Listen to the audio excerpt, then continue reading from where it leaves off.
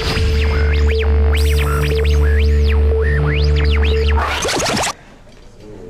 right, you're on. We're good? Yeah. Okay. So tonight, this is the first meeting of the Interdisciplinary Dialogue Forum. And I just wanted to say a few words about how this came to be. The group was started about 2 years ago.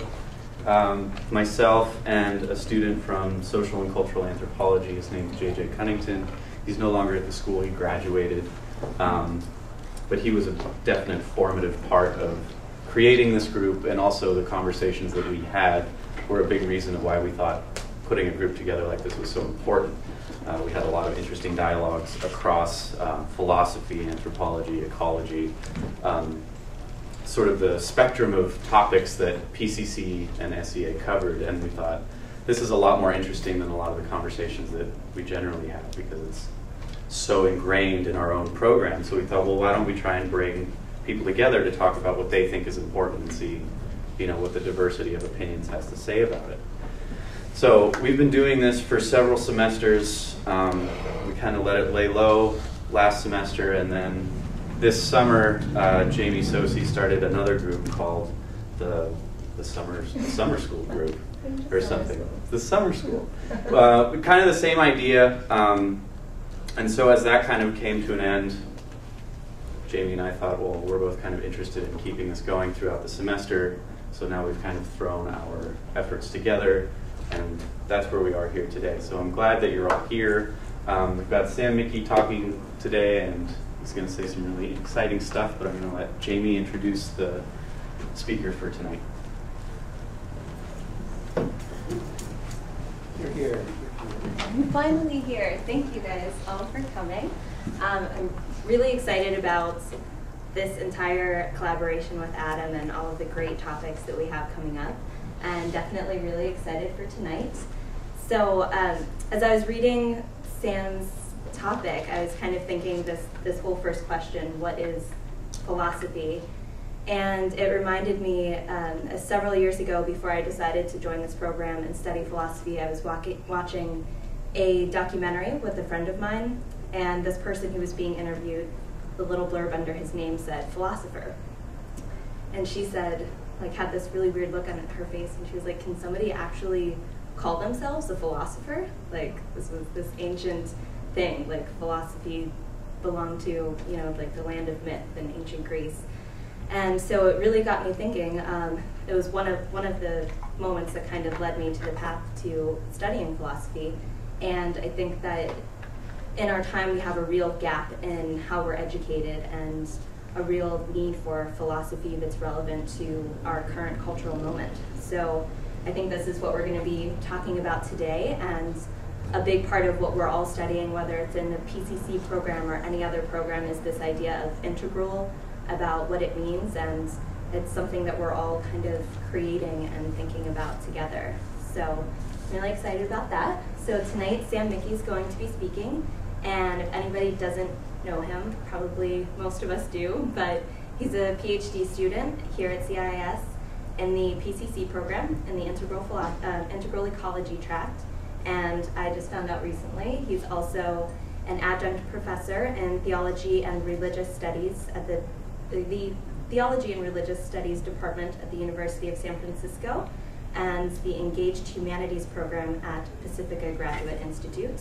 And there he teaches classes related to ethical and spiritual perspectives on ecology and environmentalism. And he's also the content manager for a newsletter, content manager and newsletter editor for the Forum on Religion and Ecology. And if any of you haven't checked it out, I highly recommend it. It's very interesting. So it's an international project which works with various cultures and religious traditions, and they're kind of trying to come up with a way to collaborate on different ecological issues. So, without further ado, Sam, thank you.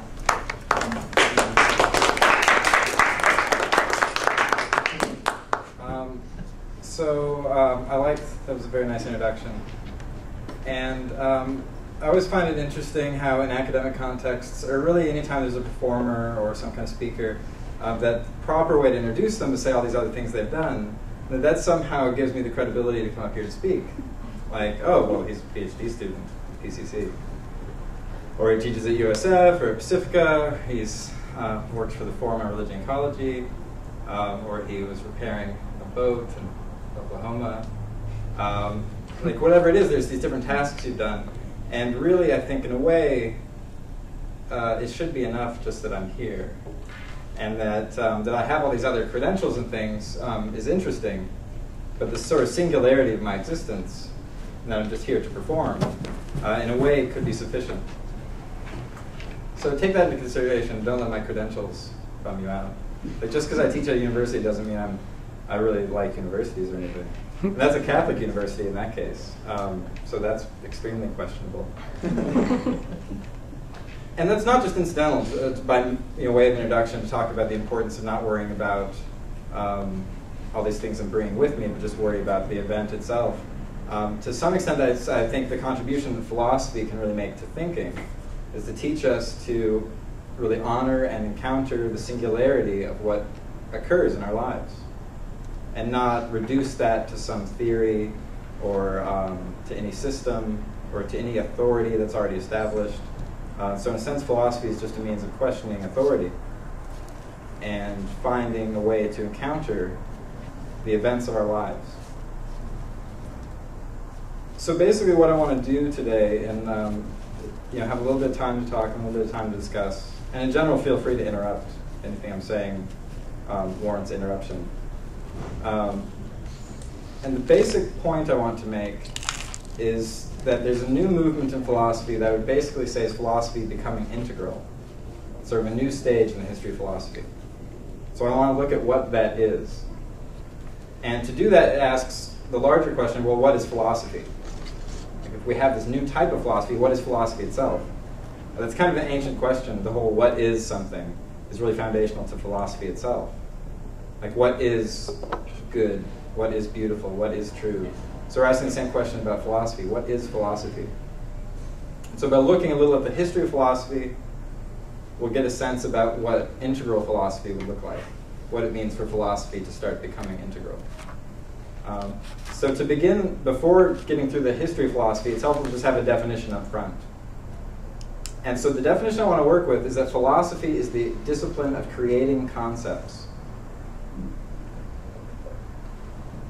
There's a lot of different definitions. I'm sure there's something on Wikipedia that'd be extremely helpful. Dictionaries, encyclopedias, they would all tell you something about philosophy. A lot of times you'd hear it has something to do with the love of wisdom, right? People would look at it etymologically. But I think there's something really powerful about this definition, that it's the discipline of creating concepts. And that comes from a couple French philosophers, Gilles Deleuze and Félix Guattari. And I will write their names on the board. And since they're French, it's worth spelling. Gilles Deleuze and Félix Guattari. So these are two 20th century thinkers, French, normally considered postmodern. I think that's just a helpful general label to think of them. And they have a book called What is Philosophy? Which is kind of where I'm getting all this. And they start that book sort of saying, well, first of all, this is kind of a big question. And they only feel comfortable asking it because they were very old at the time. They're like, this isn't really a young person's question. So there's kind of an audacity that I'd be asking such a big question, being so young. And so I'm really just drawing on their work and not asking it for myself. That's a whole other thing. And their main point is that philosophy isn't a lot of things people normally think of. A lot of times people think philosophy is about talking, that it's discussion or communication. Like, no, it's not. Period. Philosophy is not discussion. In fact, it's not even verbal. The idea that philosophy is all about talking about things, they just completely reject. And so, well, I thought that's all philosophy was a lot of talk. And in fact, in critical theory, that is kind of a thing, like communicative action is what philosophy is all about. Helping the dialogue of democracy unfold and things like that. And that's great. Like, I'm all for communication, but that's not philosophy. That might be politics, might be interpersonal interactions, but it's not philosophy. There's something unique that philosophy does that I really want to isolate. And so in order to do that, some of the other common things kind of separate. So it's not communication. Another thing philosophy is not is just contemplation. That's something that philosophy can help, just like it can help communication. But philosophy isn't just a matter of sitting there and beholding what is. And neither is it reflecting on what is, either. Contemplating it in its just bare nakedness, or reflecting on it and interpreting it and extrapolating different meanings. Sometimes you get this idea that philosophy is reflection. You don't need philosophy to reflect. Like if you're just a scientist, you can reflect. You don't need philosophy to come in to help you do that. So it's not reflection, it's not contemplation, it's not communication. It's a creation of concepts. So then the question is, well, what's a concept? If it's not about communicating something, if it's not verbal, it's not discursive, and it's not just a matter of thinking on your experience and interpreting it, what does it mean to create a concept? The basic idea is that a concept is an event. It's an actual happening. It's sort of a center of vibrations. And that center holds a certain resonance. This may be a strange way to think of a concept, because a concept isn't just an idea as opposed to being material. In this case, it's a sort of vibratory resonance. And so philosophers create these events that has a certain vibratory resonance, and then that event summons forth certain types of people, certain types of ecology. It summons forth a people and an earth. That's what the concept does. So an example of that would be for René Descartes. You're like the father of modern philosophy in so many ways. Has this famous idea of the cogito, right? The I think. That's a concept. That's a Cartesian concept. Descartes' cogito. And so he has this famous cogito ergo sum, right? I think, therefore I am. And so there's this idea that our being is founded on our thinking. And that's not just an idea he had, it's a concept, in the sense that it's a vibratory resonance that has material as well as meaningful implications. So people look at industrialization, or the Industrial Revolution, and they're like, where the hell did this come from? And they often start blaming Descartes somehow, blaming the cogito. But the problem is, people started thinking of themselves as these isolated, autonomous egos. They're just thinking things. And they felt alienated from the rest of the natural world. And so because of that split, because we have identified ourselves as a cogito, a lot of technology started emerging that treated the world like it was distant from ourselves, like it was just an object to be controlled by us, the subjects. Right? That's the thing for Descartes, is that by understanding the nature of the cogito, we can actually become masters and possessors of nature. I mean, that's like a literal quote from Descartes, to become masters and possessors of nature. So you see, the concept isn't just words. It was actually a vibratory resonance that happens in his philosophy and spreads out through the world and actually changed the face of the earth. Industrial technology is, to some extent, the workings of a concept. If a concept is a sort of vibration, those vibrations can be felt throughout the whole last few hundred years of modern science and technology covering the globe. So that's one sense of how a concept, like the Cartesian cogito, isn't just about communication, it's not just about discussion, it's not just about reflection. It's this event that sends shockwaves throughout the cosmos. That's what philosophy does. It creates those events and tries to unleash them into the world. And then wherever that event starts hitting things, it can summon forth new ways of being. So, as bad as Descartes might be for, whatever egocentric kind of thinking he propagated, he did open up new possibilities for existing. And some people say, well, those are very alienated possibilities, but whatever it is, it was new.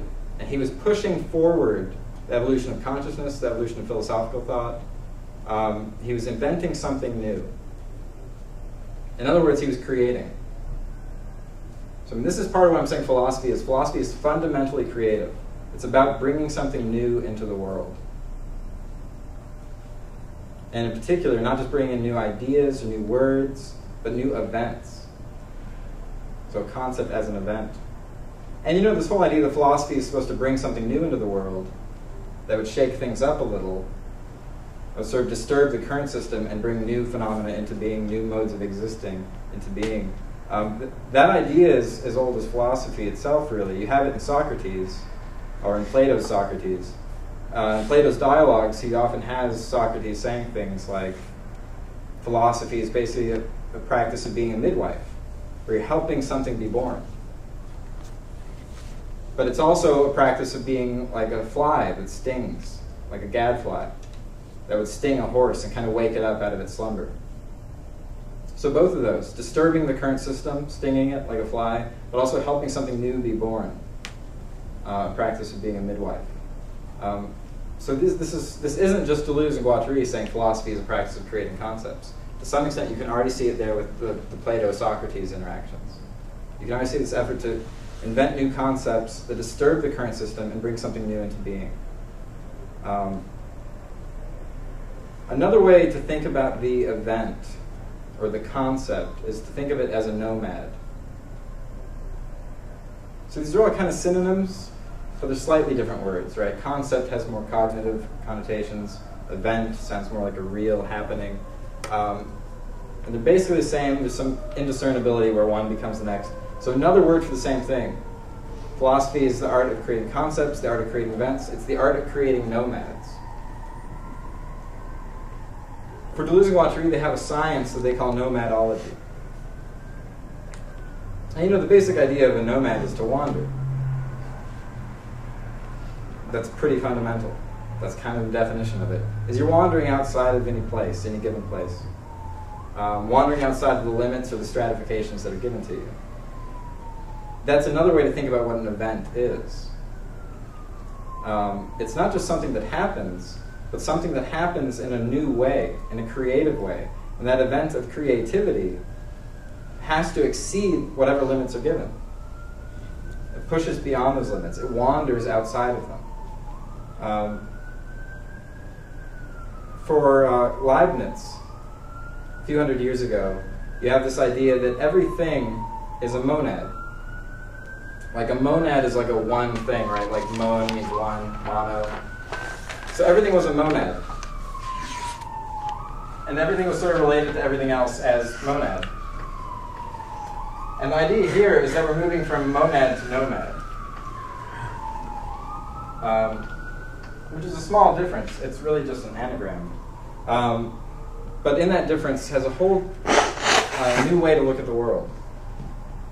That the events or the concepts we're creating aren't isolated or contained or locked up in themselves, but in fact are constantly overspilling their own boundaries. They're constantly wandering outside of whatever's been given to themselves.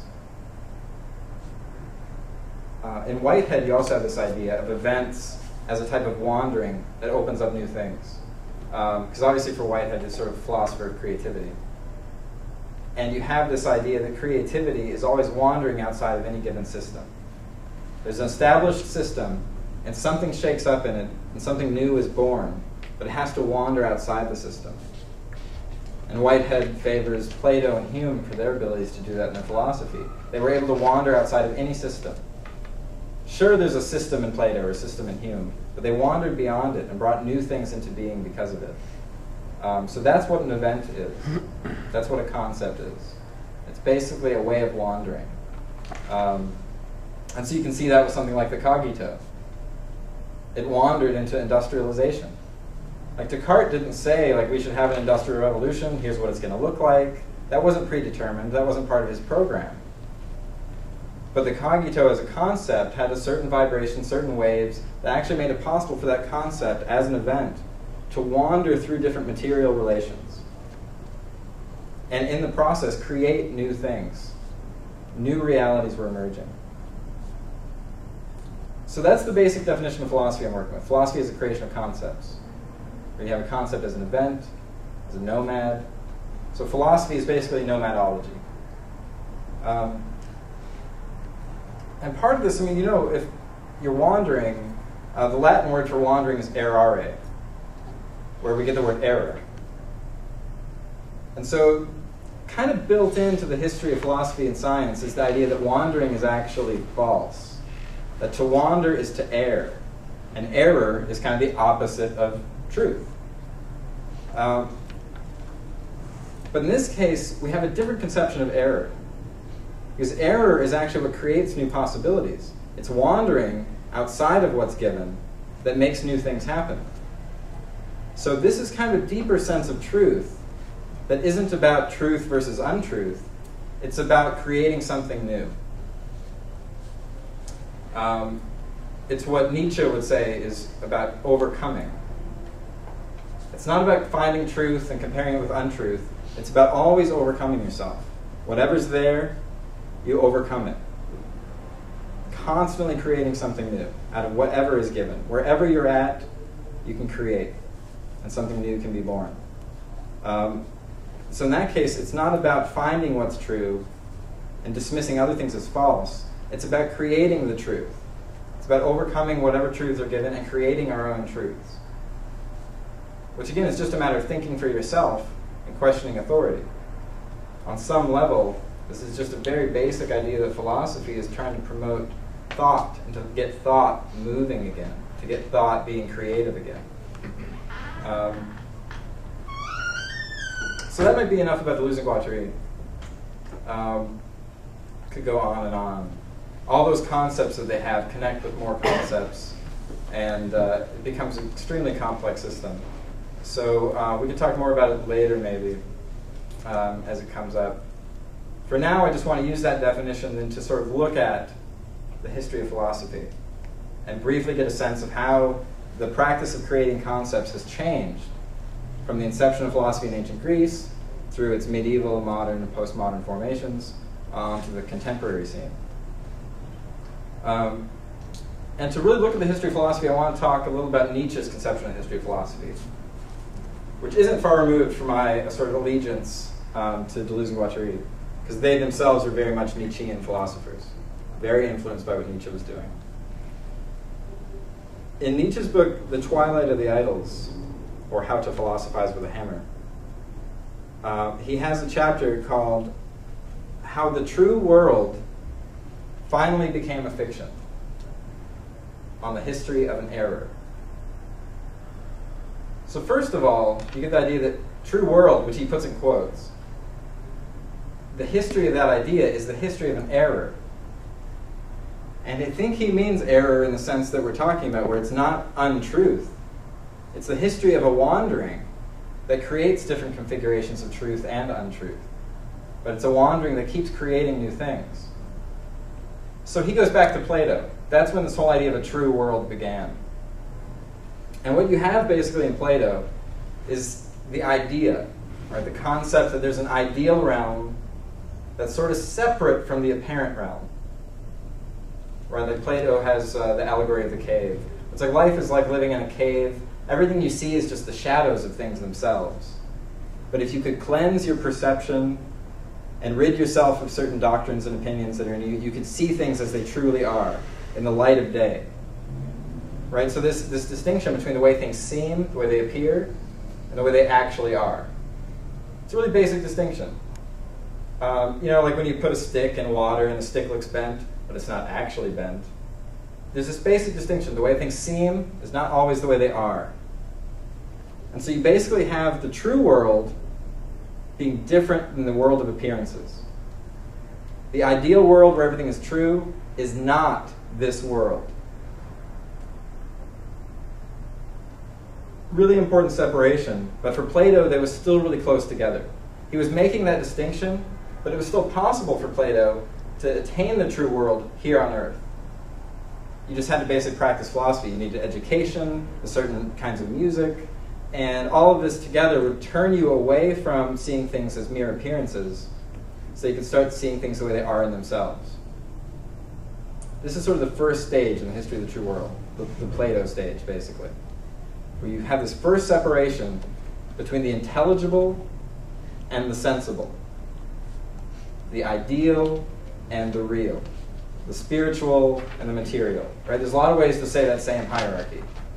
But it's important to keep in mind that at this stage, it was still possible for the spiritual and the material to basically be unified. You could experience that in your own lifetime through proper education and philosophy and things like that.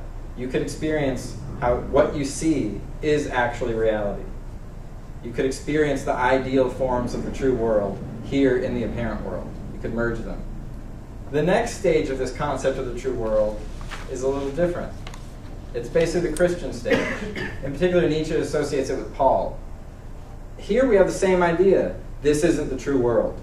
Right? Paul says that humans are in the world, but not of it. Like, sure, I'm in the world, but this isn't my home.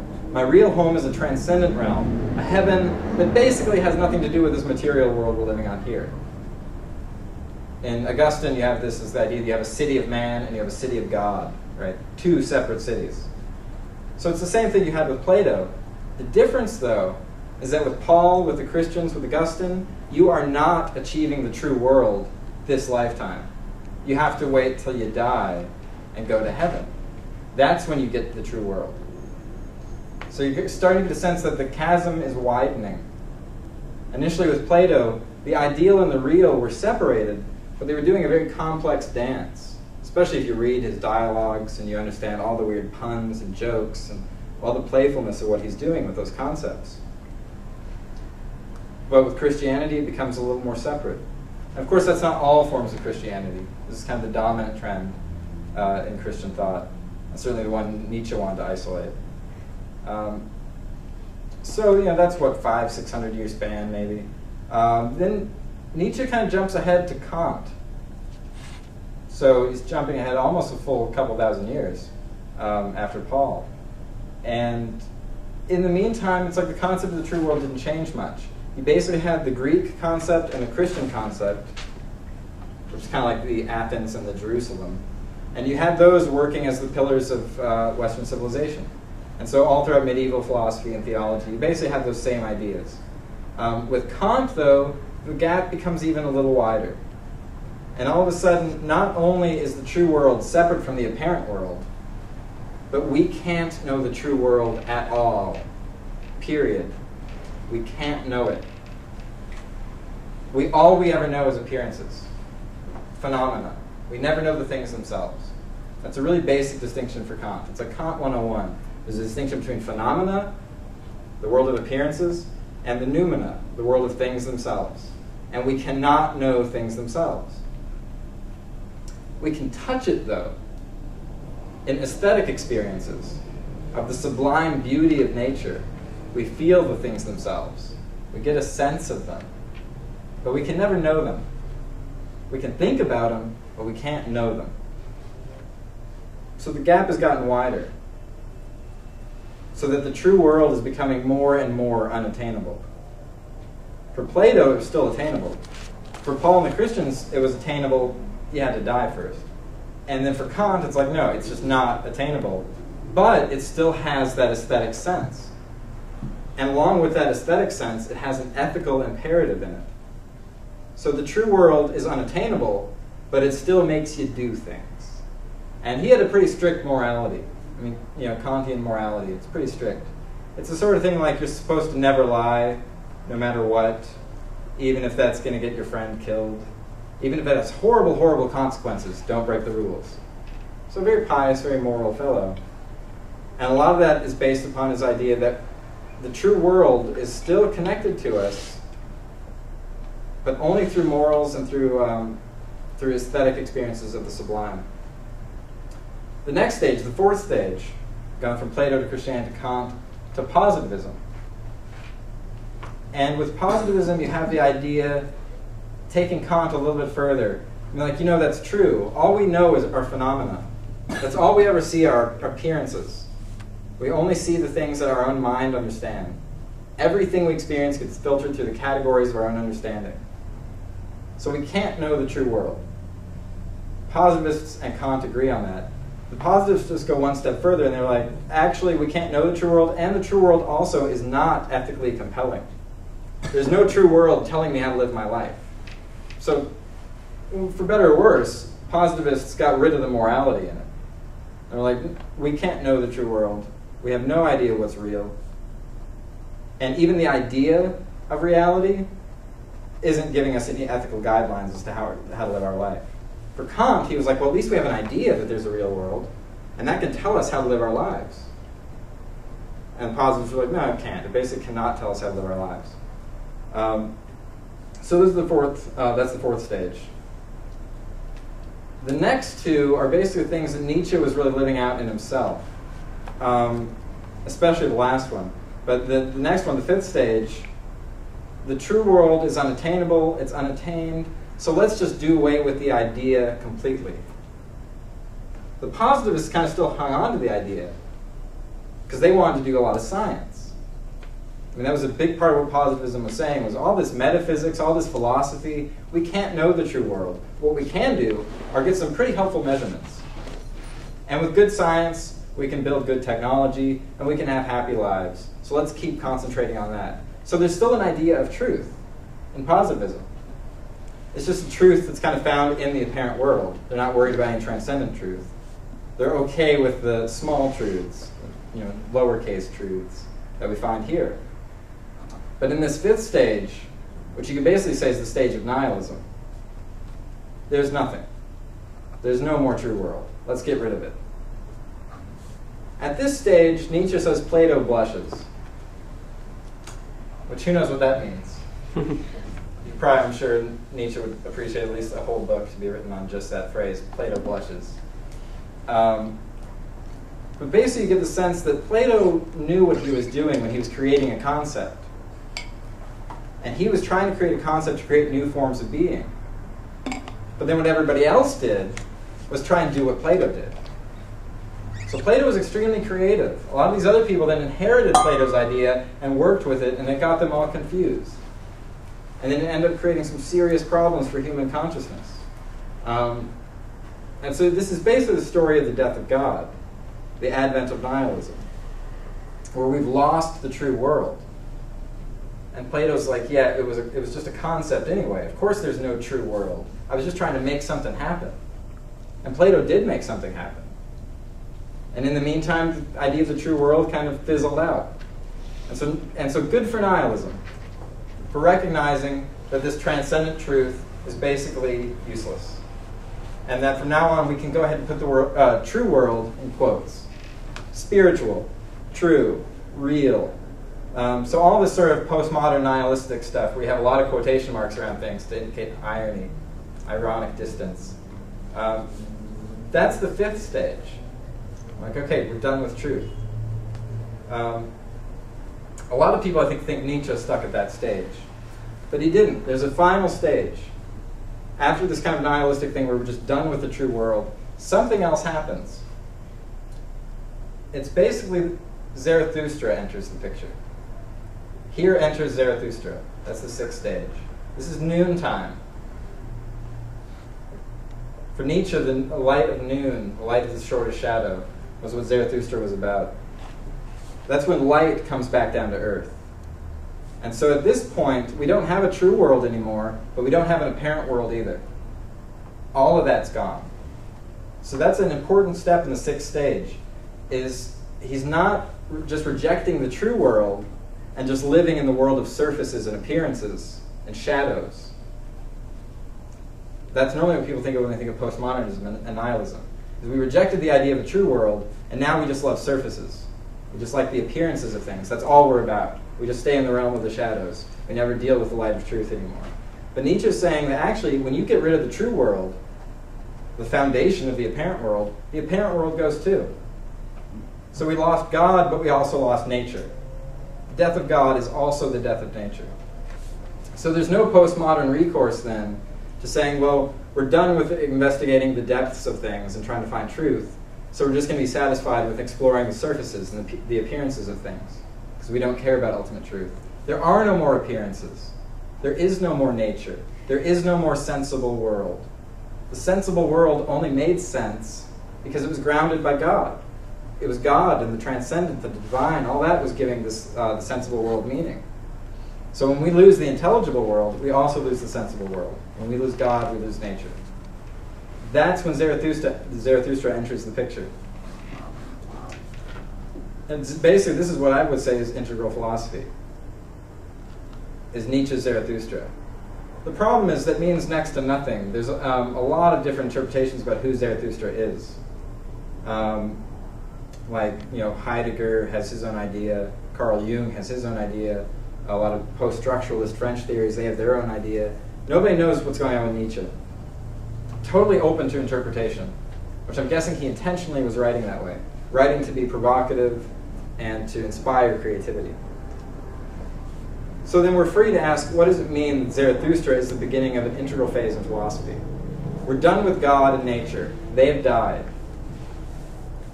And integral philosophy says, well, good. God and nature were kind of getting in the way. These were old, tired concepts. We were living our life through the filter of other people's ideas, and we stopped being able to actually think and actually create new modes of being on our own. So with God and nature dead, we're free. We're free to actually create new concepts, create new events, wander outside of our given world, and open up to new modes of being. A couple of things Nietzsche says, I think, give an indication of what Zarathustra is about and what integral philosophy would be about. In particular, there's something in his book, Thus Spoke Zarathustra, where he says, remain true to the earth. So God and nature, dead, but we can remain true to the earth. Right? The earth isn't nature. Nature is kind of a capitalized word, it's very big. Often it just means the being of beings, right? Nature is a big term, like cosmos. The earth, it's just a body. Remaining true to the earth is somehow neither remaining true to a transcendent or an immanent goal. Truth and earth are kind of united. Another place in the same book, he's saying something similar, that the task of philosophers of the future is to bring virtue back down to earth. Virtue has flown away. We need to bring it back down to earth.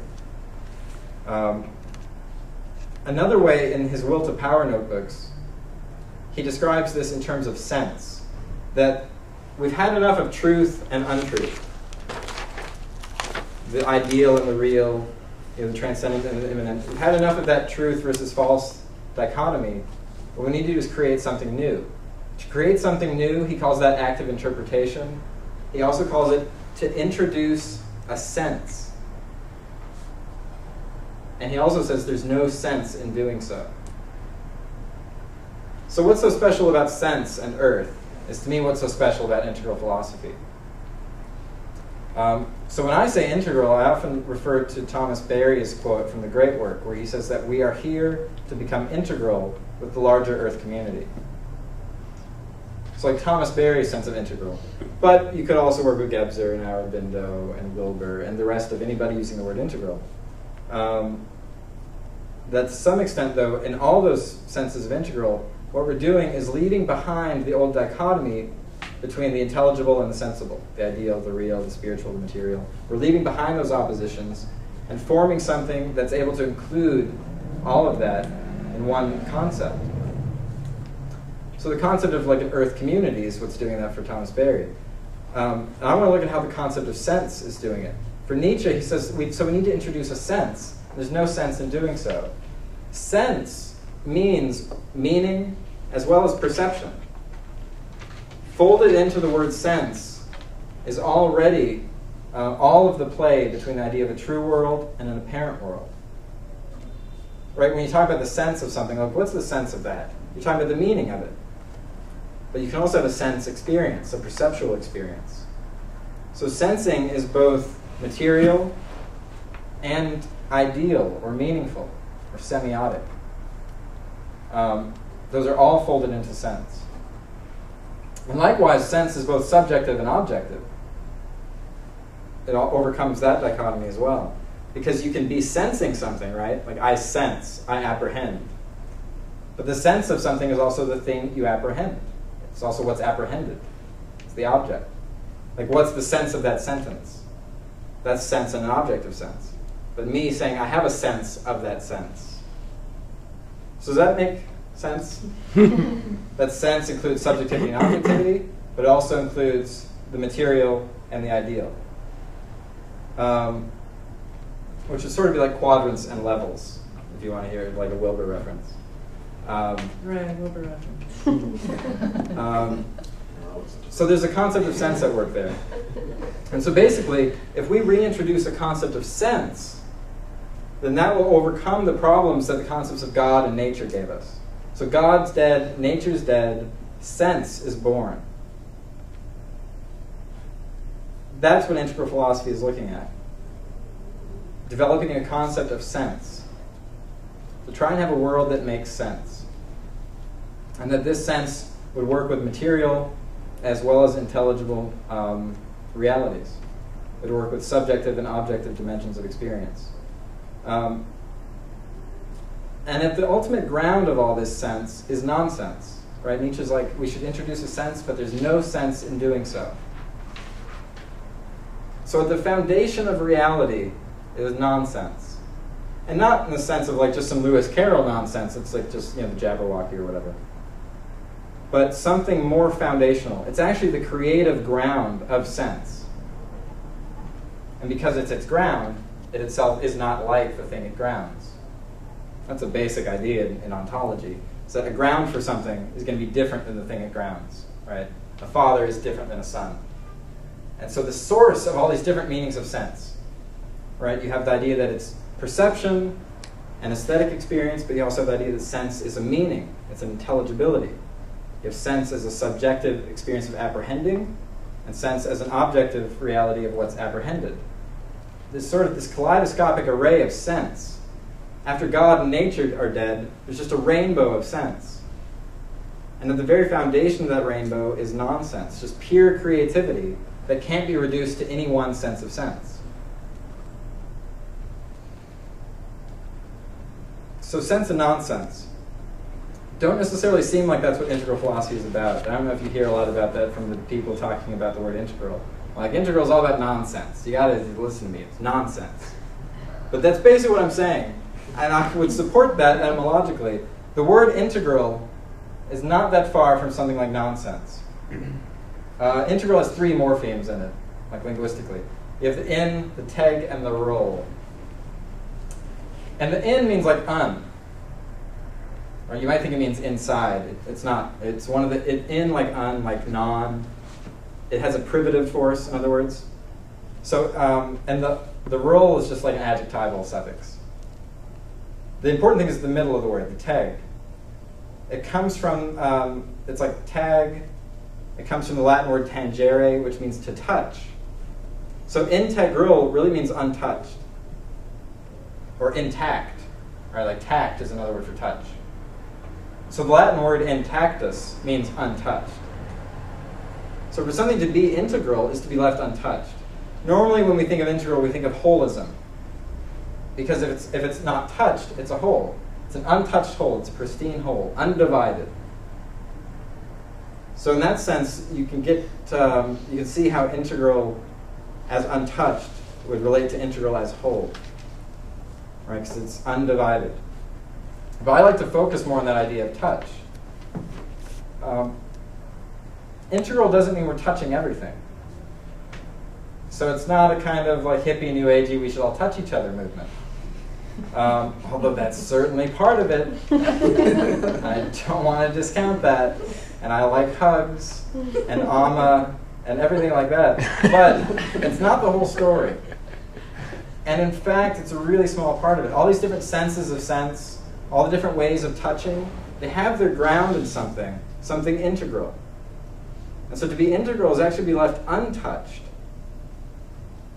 So you can get a sense where, like, the problem with Descartes' cogito wasn't the concept itself, but it was that it touched too much. It didn't touch with tact. It touched very harshly. And the people that used it in a way that looks like they were killing nature and killing God. They were raping the earth, exploiting resources, exploiting human labor. That's all tactless. And so the idea is integral philosophy is a philosophy that works with sense in a way that leaves open the nonsense at the ground of sense. So it's a way of touching that touches with tact, that touches lightly and leaves what is touched intact. So that when we touch the world, when we go about sending out our vibratory concepts, the concepts we're sending out will be concepts that don't violate the things that they're vibrating with. These concepts would actually inspire the flourishing of the things that they touch. When you touch something but leave its core intact, you're letting it be what it is. And so you're letting everything engage in the reciprocity of touching and touch. Instead of touching it so much that it can't touch you back, that it has no freedom to touch, that it's lost its own sort of open space to be what it is. So touching lightly, touching with tact, an integral touch, integral nonsense, that's where philosophy is headed. It's a new kind of concept that's being born, but it's the same in the sense that it's still just a birth of a concept. So in a way, there's nothing new in philosophy. Philosophy is always just the production of something new. And so that's an old idea, that we're going to try to keep being new. Take whatever authorities are given, shake them up, and birth something new. So that's an old idea, and it keeps progressing. From Plato through Nietzsche, onto people like Deleuze-Guattari, or Thomas Berry, or Wilbur, or whoever. So something has happened where the idea of a true world has sort of lost its currency. It's not worth anything anymore. It stopped making sense, and actually started impeding people's encounters with reality. The concept of God was causing an eclipse of God. That's like Martin Buber's term. There's an eclipse of God. What we call a death of God was actually that our ideas were getting so in the way that we couldn't experience God anymore. Likewise with nature. Ideas of nature, like scientific determinations and technological exploitation, were preventing us from actually encountering nature. So with all that gone, we have a new experience of the divine and a new experience of the material as forces that are completely entangled with one another in a rainbow of sense. In a sense that ultimately doesn't make sense. It's self and nothing more. It's utter nonsense, but it's creative. So this isn't just like a lack of sense, it's actually an excess of sense. It's sense that makes so much sense that it just opens up into pure nonsense, which you could consider something like ecstasy. Just this outstanding openness. So that's my idea of what integral philosophy looks like.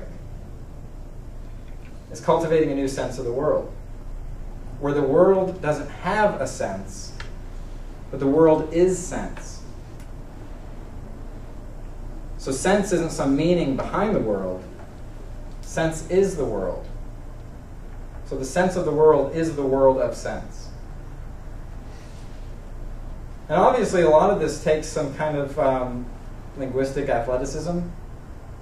Creating concepts uses communication. You're using words, obviously. Mostly what I've been doing up here is talking. So my initial idea that philosophy isn't about talking, it looks like, well, clearly that's a lie, because I've heard a lot of talking. But at the same time, it's not just talking. Talking might be part of it. Art could be part of it. Music, theater, as well as science. All of that can help with the creation of a concept. But the actual event is what we're trying to isolate here. So more than just talking about sense, we're talking about actual events of sense. An example of that kind of event would be like the student-led revolution in May 1968 in France. That was what inspired Deleuze and Guattari to write a lot of their work, was to try and sort of provide the philosophical side to a lot of what was going on politically and existentially in France at the time. So you might have a feeling of what it looks like for a concept to be created, for sense to sort of be unleashed into the world. It looks like things like revolution, or even the civil rights movement, the environmental movement, feminism. Those are all concepts being opened up into the world, creating new senses of sense, creating new modes of being, and all in a way that's shaking up whatever foundations we've inherited. So that means we look at a whole trajectory of thought from Plato to Nietzsche and beyond, And we say, that's great, but we don't need what they gave us. We need to do what they did. We don't take Plato's concepts and use them for ourselves. We make our own concepts. Rather than sort of resting with what other people have given us, we actually have to create our own. We have to start thinking for ourselves. We have to get thought moving again. And presumably, if we could do that, we would learn to touch more lightly. That's why I'm likening it to like civil rights movement and feminism, environmentalism. We can actually give rights back to people that have been exploited, or to non-human animals and plants and ecosystems that have been marginalized. We can reassign value back to all that which has been neglected by the ideas of God and nature and truth that we've inherited. And so in that sense, it's a matter of liberating nomads. That's all philosophy is supposed to do. Liberating the singularity of an event and letting it unleash its wild creativity onto the world. Letting things wander freely and become whatever they are and be whatever it is they're becoming. So I think with that, you have a basic sense of what I'm working on, which is a sense of sense. A new sense of the world that's emerging. And that philosophy is actually creating that sense. It's not just talking about it. It's not just reflecting on it. It's actually creating a new sense. It's creating a new world. It's actually changing the very structure of the cosmos and the very fabric of reality. And it's doing that with words and with reflection, hand in hand with science and religion and art. But at the same time, it's none of those things. It's just a pure act of creativity, opening up a new sense of the world.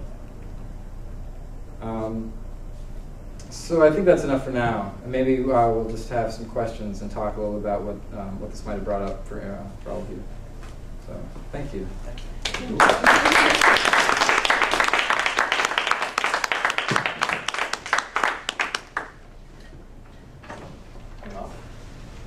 Questions on the camera? No questions for the camera. We'll pretend everything was irrefutably clear.